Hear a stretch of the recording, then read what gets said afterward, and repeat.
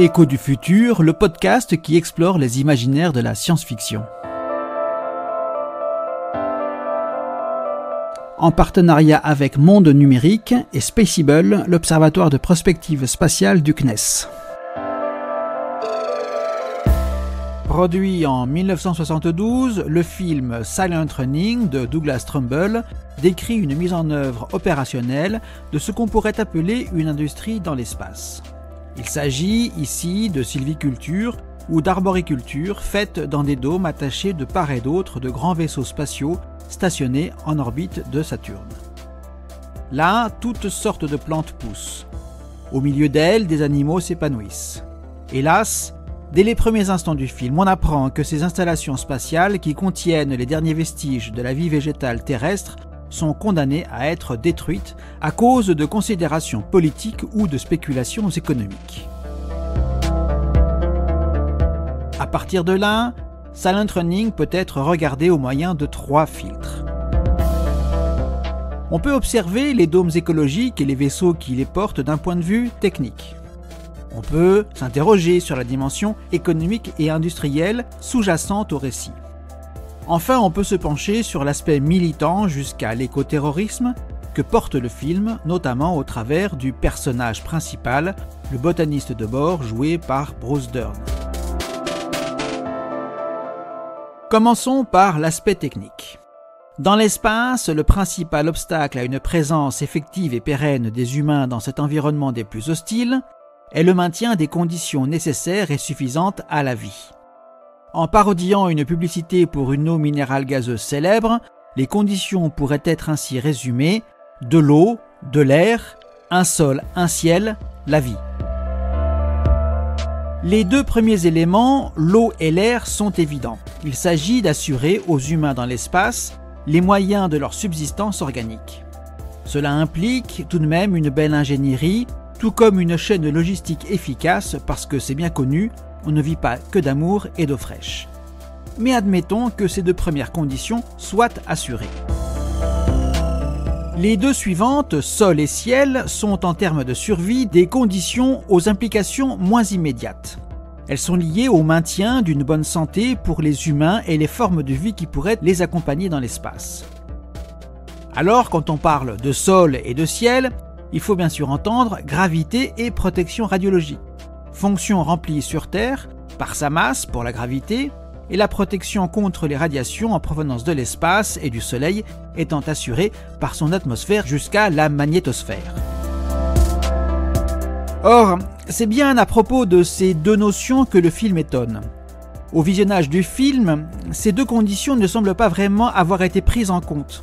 En effet, les dômes qui abritent les différents écosystèmes terrestres ressemblent à des cloches à fromage accrochées le long de l'axe d'immenses vaisseaux spatiaux. On s'interroge alors, d'où vient la gravité? Est-elle obtenue grâce à une technologie inconnue à ce jour?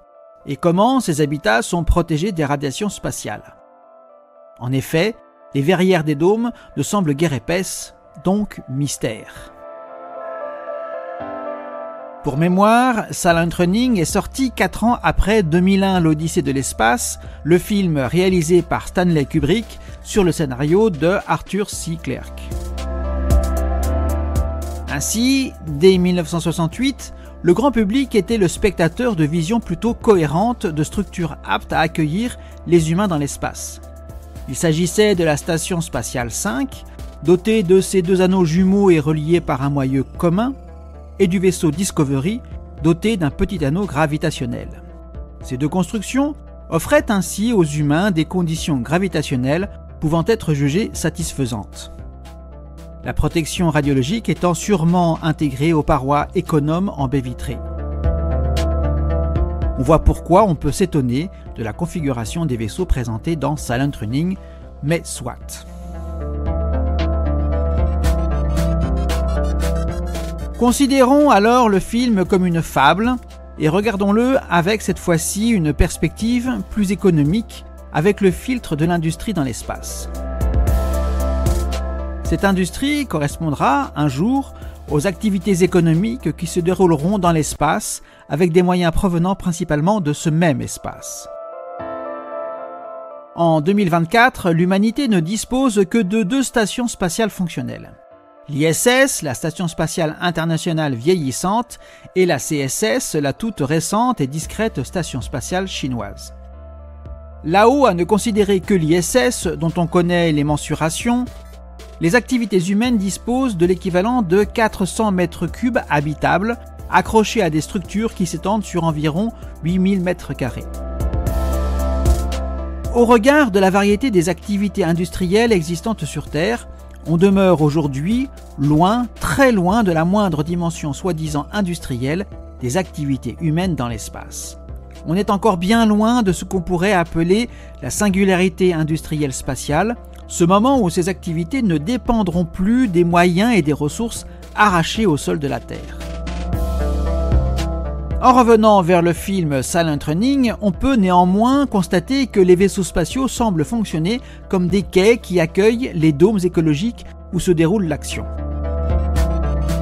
Dans cet esprit, en 2021, l'industrieuse Chine a annoncé son intention de construire un vaisseau spatial grand d'1 kilomètre. S'il voit le jour, ce vaisseau pourrait prendre la forme d'une gigantesque structure à laquelle viendraient se docker des caissons d'activités industrielles ou de recherche. L'accostage et l'accès aux fluides, l'air, l'eau et l'électricité, se faisant bien évidemment moyennant rétribution. Cependant, d'ici à ce que ce projet ou un autre prenne forme, tout est à imaginer. Procédures technologiques, standards industriels, législation et réglementation, formation professionnelle. Il faut aussi s'intéresser au financement et aux volontés politiques qui sont déjà en train de se déployer. Aux États-Unis, comme en Chine, la volonté politique est au développement des activités humaines dans l'espace, selon les esprits politiques qui les distinguent. Privatisation et libéralisme pour les premiers, et fort contrôle étatique pour la seconde. Le commerce, lui, est en embuscade. Dès que les conditions seront réunies, ne serait-ce que la protection du secret industriel que les accords internationaux qui encadrent les activités à bord de l'ISS ne permettent pas, le départ sera donné à ce qui pourrait bien ressembler à une nouvelle ruée vers l'or. Cette dernière éventualité nous amène à nous pencher sur Silent Running d'un point de vue éthique, en posant la question suggérée tout au long du film: l'écologie est-elle une cause suffisamment élevée pour justifier la violence contre les autres et contre soi-même? Le botaniste, personnage principal du film, semble y répondre de manière affirmative. Il justifie cette position par le fait que les formes de vie dont il a la charge semblent avoir disparu de la surface de la Terre. Le personnage, victime des railleries de ses camarades, essaye tout de même d'éveiller leur conscience écologique. Mais tout semble vain pour des individus qui n'attendent qu'une chose, c'est rentrer chez eux.